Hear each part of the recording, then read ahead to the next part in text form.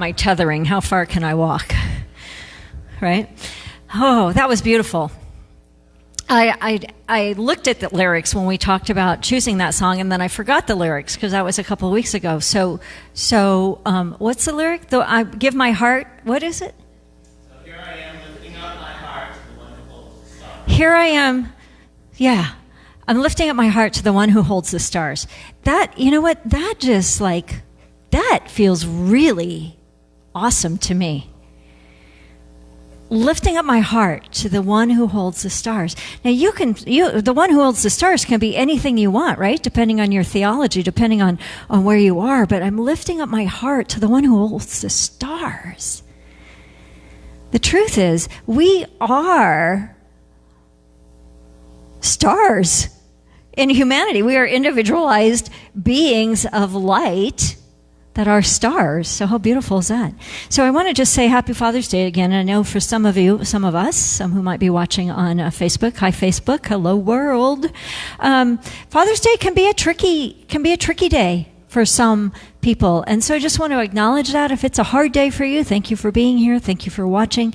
If it's an easy day for you and you're celebrating your fathers or your kids or your grandfathers or the men in your lives that have served in that role, we just lift those up and we just acknowledge that. So for Father's Day, I have a Father's Day joke. One of the ministries I served actually in Austin, I was there for about, a number of years, and I would start every single talk with a bad joke. But they knew they were bad jokes, so they appreciated them. I'm just giving you a little background, right? Okay, you ready for a bad joke? It's not bad. So there was this father-to-be. Few years back, first time father-to-be, and he was in the hospital waiting room. That's how far back we have to go. And his wife was in the back, in labor, for hours and hours and hours. And the man, first-time father, you can picture him. He's probably like 20 years old, right? And he's like so stressed out. He can't hardly breathe. He is pacing. He is wringing his hands. He is all over the place. With his stress level was through the roof. He knew it was an everyday occurrence, but he thought it was a 1 in a million and nobody knew what they were doing. And he was scared. And he was stressed. And he was out of control.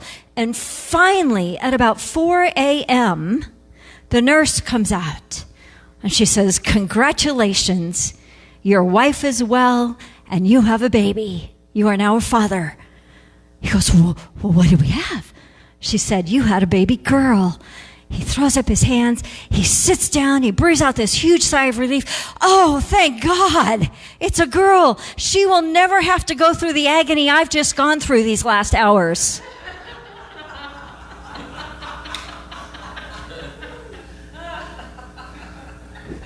Don't say I didn't warn you, it was a bad joke.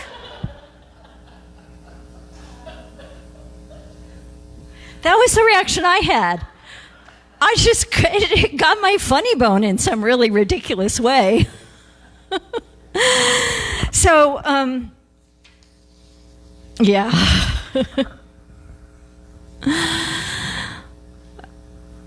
We all have fathers, right? We all have fathers, and today I really want to spend some time talking about the idea of the divine masculine. A few weeks ago, in fact, last time you guys were here, it was Mother's Day, and we were talking about the divine feminine. But what is that divine masculine, and what is it?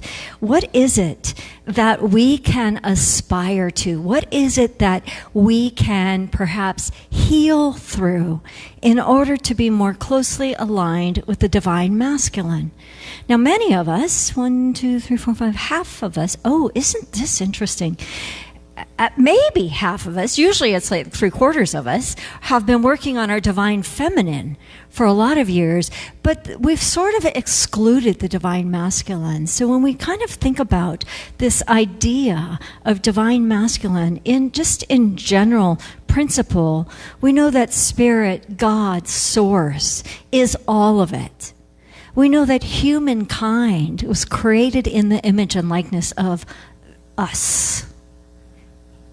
Created in our image and likeness. Our not being two separate individuals, but a greater collective, a greater whole. So humankind has within each of us a divine masculine and a divine feminine. And the masculine, the dysfunctional masculine, and I'm not saying anybody in here has any experience with that, but just in case you might, the divine masculine in its dysfunction becomes very patriarchal, becomes very controlling, becomes very much, I want to control everything that happens. We've seen so much, in recent months about the whole Me Too movement and the whole oppression of the divine feminine. I'm not talking necessarily about men and women necessarily here, but that divine masculine in its dysfunction we've seen.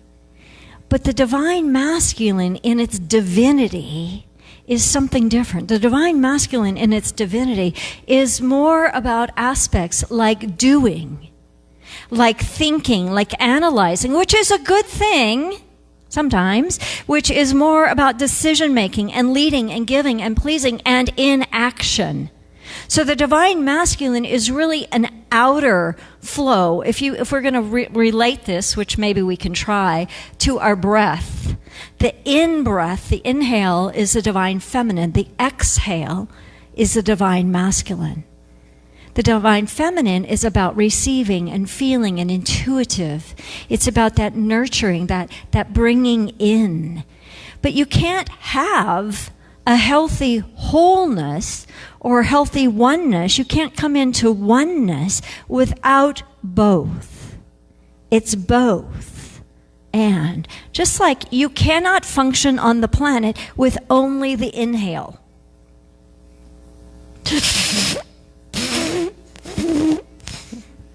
I mean, you have to exhale, right? And you cannot function on the planet with only the exhale. Together.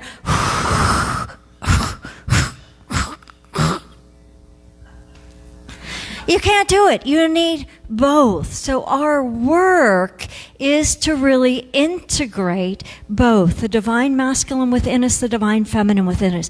If you're a man or if you're a woman, either way, it's the integration. Now, each of us has a primary way of being in the world. That's for many of us as women, not all of us, for many of us as women, it is the feminine. For many of us as men, it is the masculine, but that's not 100% the case. But the dance, last week we talked about the dance between divinity and humanity. So this week is really, we're continuing that same dance, this time between the masculine and the feminine. And how do you integrate those two? Through spiritual practice. Through healing the wounds of the subconscious, through healing the wounds of our childhood, through healing the wounds that keep us separate from ourselves and from that which we call God. Because we are not separate. We've just had the experience of separation for millennia. We were born into a society that practices, that believes in separation. But what if it's not true? What if it's not true that you're wounded? What if it's not true that you're less than? What if it's not true that you're not worthy? And what if it's truer, more true and truest, that you are one with that which we call God? That you are whole, perfect, whole, and complete, just as you are, even in your wounding. What if there's nothing wrong with you? I mean, nothing. What if you're not broken? Now, most of you, and I know a lot of you in the room today, at least a little bit, have successful lives. You're doing well in your lives. And that's awesome. But so many of us still carry this little niggling thing in the back of our mind, deep buried in our subconscious. I always put subconscious back behind me because I can't see it, right? The subconscious is unconscious. I can't see it. So I always go like this. In the subconscious, most of us still carry that little wounding I'm not good enough. Nobody likes me. I'm always alone. I can't do it. Something's wrong with me. And that leads into if only something on the outer were different, but that's backwards. That's backwards. We have to find it within ourselves first. And we find it by surrendering all that is untrue. Now, it's separating truth from what we believe. Just because you believe something doesn't make it true. In fact, I'm going to go out there and say, if you believe something, question its truth. If you have a belief of anything about yourself, about your partner, about the government, about the world, about anything, if you have a belief about that, question it. Question it. Who says you believe what you believe? Who told you to believe what you believe? You know, society, parents, we come in with it, what's called race consciousness or mass consciousness, but it's not true. It's not true that we're separate. It's not true that we can even be oppressed. It's not true that anything on the outer can disturb the calm peace of our souls until we let it. But we're missing this little piece, right? We're missing the piece that is the actual how. How do I integrate my divine feminine, my divine masculine? How do I integrate my oneness? How do I heal? How do I release? How do I dismantle any and all feelings, experiences of separation that I have? I have this one friend, her name is Reverend Karen Russo. She's in the Phoenix, Scottsdale area, and she got her ordination through the Michael Beckwith organization, and she's just like the way most coolest friend I have. Well, I have a lot of way cool friends, but she's really awesome, way cool, and she has her work in the world. She teaches the merging, the integration of spirituality and money. So she's a money master. And she does a brilliant work in that. And it's not what you think. It's not about manifesting or visualizing or any of that. She works primarily with women, but not entirely. She says the thing that helped her master her money to a greater degree was awakening the divine masculine in her. Now, she comes across, she's got a lot of masculine energy. She's been in the corporate world, and she's a go-getter, and she's an action, and she's a type A, and she has masculine down. But she was trying to push it away in order to awaken her feminine. But when she came into a balance, an integration, everything popped. Everything opened up. Why? Because the feminine is about receiving, but it's about generosity and it's about giving. And the masculine is about taking action from that healthy place. So you need both, just like your breath. Keep thinking of your breath. Keep thinking of your breath. Now, Craig Hamilton, who has... integral evolutionary, conscious evolution. He's a conscious evolutionary, and he's fabulous. He's got some great books, and he's been doing this work for a long time. And he has been talking about, he lived in a particular, really closed container spiritual community for about 13 years where they were working on awakening. And here's what he found out after 13 years of like all the outer distractions were handled, right? They didn't go out in the world. Their spirituality was their work. They were, I don't know what all. I mean, they were like growing their own food and living together and, you know, I don't know what all, but all of that, right? So they didn't have any really outer cares. And he said, here's what we noticed after years of doing this, is that we could awaken, because that was their purpose, was just awakening. But there was still this fundamental humanity impulse to go back to being small, to go back to being separate, even in that big container. And he shares some of his own stories and his work. But like we have these openings, we are the Center for Spiritual Oneness. And I will tell you that that's a bold name, because everything unlike oneness comes up. everything unlike oneness comes up. So we're in a place at this stage in this center that we're really trying to come into a oneness, not corralling, but like moving all the many pieces that are bouncing all over into a single direction. Like we're creating the glue. We were talking about glue, the glue that gives us our bigger why. The why is our glue. Why do we come together? Why do we care about awakening? Why do we care about oneness? But really taking that out of a mental conversation into a deep soul level conversation. And from that deep soul level conversation, we can awaken to our divine guidance.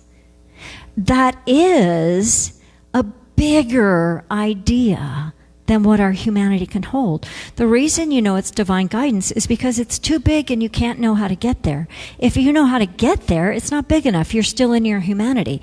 Craig Hamilton uses the word ego a lot. I try not to use the word ego a lot. I use humanity. It feels less judgmental to me. You know, some of us want to get rid of our ego. That's not really what we want to do. We want to integrate the healthy ego. We want to bring the ego into alignment with our greater good, our greater awareness. So anyway, Craig talks about this impulse to shrink, this impulse to go back into separation, this impulse to contract, even when the desire is to awaken, even when the desire is to be in oneness.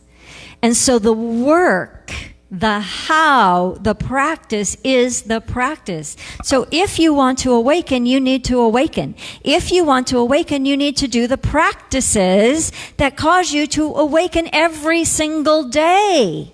Every day. In some way. Sometimes every hour of every day. Anybody have days like that? Like I need to do my awakening practice every hour on the hour. Sometimes every 10 minutes on the hour. Because the awakening practice will shift your awareness. It feels counterintuitive. It's counterintuitive to our humanity. Our awakening, our deep awakening, we have to shift. We have to interrupt the subconscious patterns that say, you're not enough, I judge you, I'm in resistance to that. All of those survival emotions, we have to interrupt them again and again and again and again and again and choose love. And choose connection. And choose community. And choose light. And choose inspiration and I already said love, joy and peace. Any emotion, any vibration that is what we call an elevated emotion will open you to a greater connection to spirit. Will open your heart, but will also open your life. And when we look at the world, and I've tried not to look at the world this weekend. We've got kids here, so it's easy to not look at the world, right? Because we're playing on the beach, and we got them on kayaks and paddle boards and, you know, all kinds of really fun things. But when you look at the world, when you navigate through the world, it's easy to contract. It's easy to shrink. It's so easy. And, you know, I like to shrink. You might not know that, but I like to shrink. It's easy to just kind of sink back and go, you know, I'm just going to navigate underneath the radar here for a while. It's much easier down there, right? But no, that does not serve. That doesn't serve my purpose. It doesn't serve my beingness, and it doesn't serve the people around me. We are here to make manifest the glory of God on this planet now. When? Now? When? What? What? Now. Awaken now, because we have to do it. We're at a critical time on our planet. I believe it's time to awaken to a greater good. It's time, but we can't wait for somebody out there to do it. We can't wait for the weather to be different. We can't wait for the next election. We can't wait until there's no more hunger. We can't wait until cancer is cured. We can't wait. We have to do it right now, in the midst. It's part of what I talked about last week too, the dance of humanity and divinity. We have to find that divinity. We have to integrate our divine masculine and feminine in this moment. And we get to bring it into the world. We get to bring it into whatever life gives us, because life's going to keep giving us stuff. Do you know that stuff is a technical term? It's for something I can't say when I'm mic'd, right? So just use your imagination. But life is going to keep happening. Challenges are going to keep coming. It's not the awakened path doesn't mean that you don't have any more challenges. It just means that you have the tools to navigate them. And when you begin to merge, to integrate the masculine, the feminine, the dance, then you can come into oneness. You cannot reach oneness without integrating both and. And when we find oneness, it's a quantum leap in consciousness. It's an evolutionary leap from separation to oneness. There's lots of different modalities that talk about it. Spiral dynamics, you go from first tier to second tier. Conscious evolution, we're going, Barbara Marx Hubbard, she's one of my favorite teachers, and she passed away a couple months ago now, I think, and she was using the term from Homo sapiens sapiens to, I don't know why it's double, but that's science, to Homo amoris universalis, the human of love and oneness. And when we make that leap, everything changes. Because when we make that leap, we can touch it. Many of us have touched it. We touch it, and then we land in it. But the more we land in it, the more the neurology changes, the biochemistry changes, our very beings, our DNA changes. And we're the ones who are doing it. Many, many people are doing it. But when we, as a culture, as a society, land in this oneness, we will no longer even see me versus them. We will no longer see dis-ease or hunger or fighting or discrimination. We won't see that. Judgment will disappear. So why don't we do it? Because judgment will disappear, and we're quite addicted to our judgment, aren't we? We're so addicted to our judgment. We judge everything. We judge everybody. But when we can drop judgment and come into what is more spiritual judgment, discernment, wisdom, you become the observer instead of the reactor. You become the observer. And from observing, be in action, but be in authentic action rather than reaction, which is wah! We've all had that.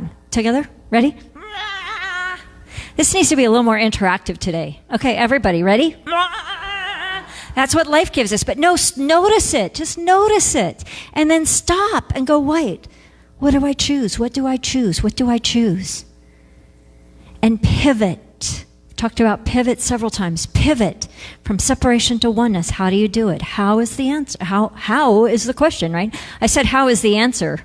Well, how is the answer? But it's also the question. How do you do it? You put into practice your spiritual practices.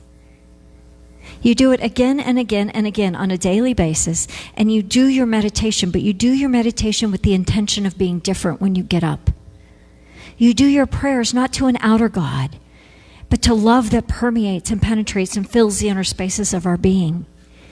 You do it by choosing.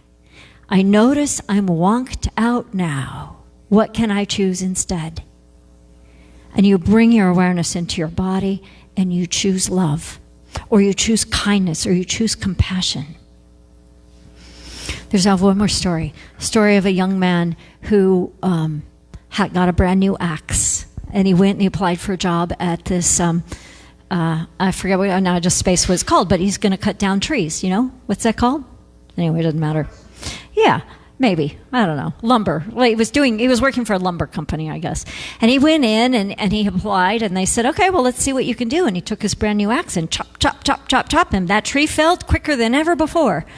And they're like, you're hired. You can start tomorrow. You'll get paid on Fridays. And he comes, and so it's Monday, and he comes, chop, chop, chop, and he's like top of the list. He's like the fastest feller. Not feller. He's the fastest filler of the whole crew. And then he comes back on Tuesday and he's working his hiney off because he wants to make this success. And he's working hard and he's working all day. And Tuesday comes and Wednesday comes and Thursday comes and he is working so hard. And the foreman calls him on Thursday at noon. He says, well, come on over. He says, well, you've worked hard all week, but you can pick up your paycheck today. And the guy goes, well, wait, I thought we got paid on Friday. He goes, yeah, you don't need to come back. He goes, wait, what? Why? He goes, I worked hard all week. And the foreman, feeling his sincerity, asked him a question. Well, before he asked him a question, he said, well, at the beginning of the week, you were the fastest, but you went from the top all the way to the very bottom, and every day you've gotten slower and slower and slower. He goes, but I'm working hard. I'm working just as hard. I'm not taking any breaks. I'm working hard. I don't get it. And the foreman had a thought. He had an inspiration, and he said to this young man, he says, well, have you sharpened your axe? And he goes, no, I haven't wanted to take the time. And that's a lesson for all of us. Because if he'd taken the 10 minutes to sharpen his axe every day, he would have been much more productive and much more effective.